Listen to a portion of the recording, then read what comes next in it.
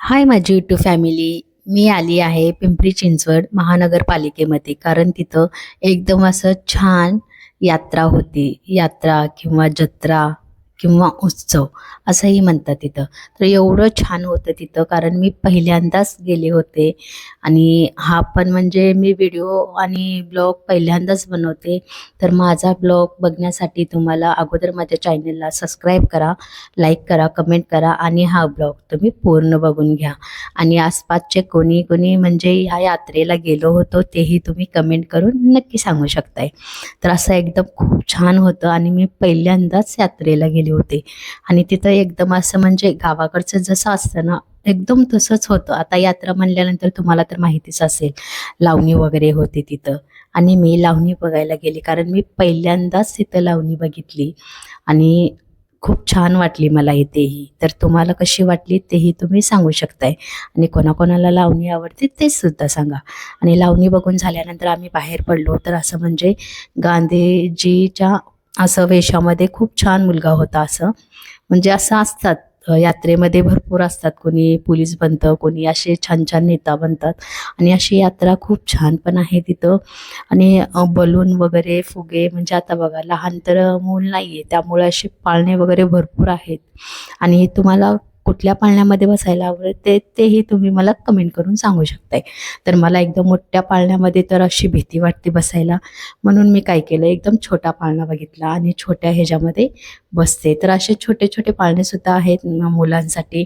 तर इथं खूप छान आहे असं, म्हणजे ज्या मुलांना मोठ्या पाळण्यामध्ये भीती वाटते, कारण हे लहानसाठीच असतं, तरी पण 5 वर्षाच्या पुढून सुद्धा इथं बसतात.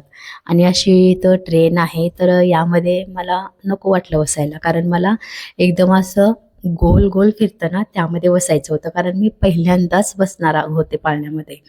तर एकदम मोठा पाळणा होता, तर त्यामध्ये भीती वाटत होती, त्यामुळं मी अशा छोट्या पाळण्यामध्ये बसले. म्हणजे छोटा पाळणा म्हणलं तरी पण खूप छान आहे असा, हां, फिरतो भरपूर. आता बघा माझी अवस्था पाळण्यात बसल्यानंतर काय होते ते.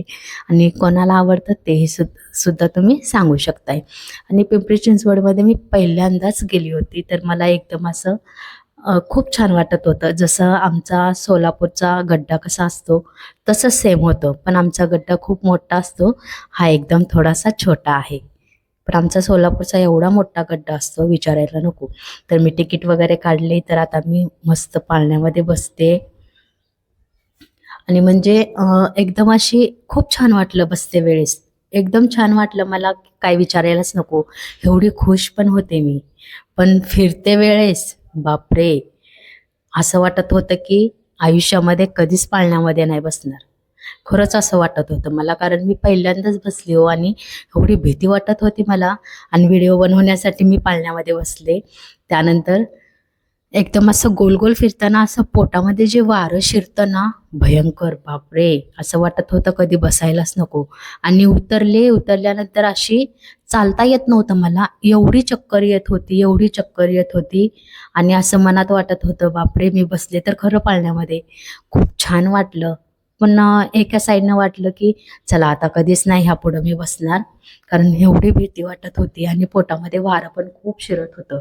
असं वाटत होतं ह्या पाळण्याच्या बाहेर मी कधी जाऊन मैदानामध्ये थांबू. कारण एवढी भीती वाटायची आणि वाटायचं की चला मी चक्कर येऊन पाळण्यामध्ये बसले आणि पाळणा आपोआप गोल-गोल फिरायला लागला तर परत मला बसायला लागेल.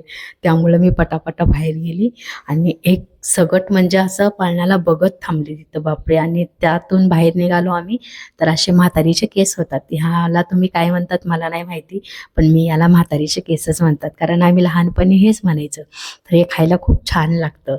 तर मी तिथं घेतले आणि असं एकदम त्याची कॅरी बॅग काढताना असं वाटत होतं, अरे हे खाली पडेल का काय? पण नाही, खाली वगैरे काही नाही पडलं आणि असं मस्त लागतं. असं तोंडामध्ये टाकलं की ते विरघळून जातं. ते साखरेचं असतं, तुम्हालाही माहिती आहे. आणि त्याला आम्ही म्हातारीचे केस म्हणतो. आणि त्याचबरोबर आता उशीर पण खूप झाला होता, कारण लास्टचा दिवस होता. 11 ते 12 वाजले होते, त्यामुळं मी घरी निघाले. आणि जे कोणी माझ्या चॅनलला सबस्क्राईब केलं नसेल त्यांनी सबस्क्राईब करा, लाईक करा, कमेंट करा. आणि हा ब्लॉग तुम्हाला कसा वाटला ते सुद्धा तुम्ही कमेंटमध्ये सांगू शकताय. कारण रात्र पण खूप झाली होती आणि आईस्क्रीम कुल्फी खात आम्ही चाललो होतो. खूप छान होती. ड्रायफ्रूटची कुल्फी होती. तुम्हाला कुठली कुल्फी आवडते ते सुद्धा तुम्ही सांगू शकताय. Okay, bye. Love you.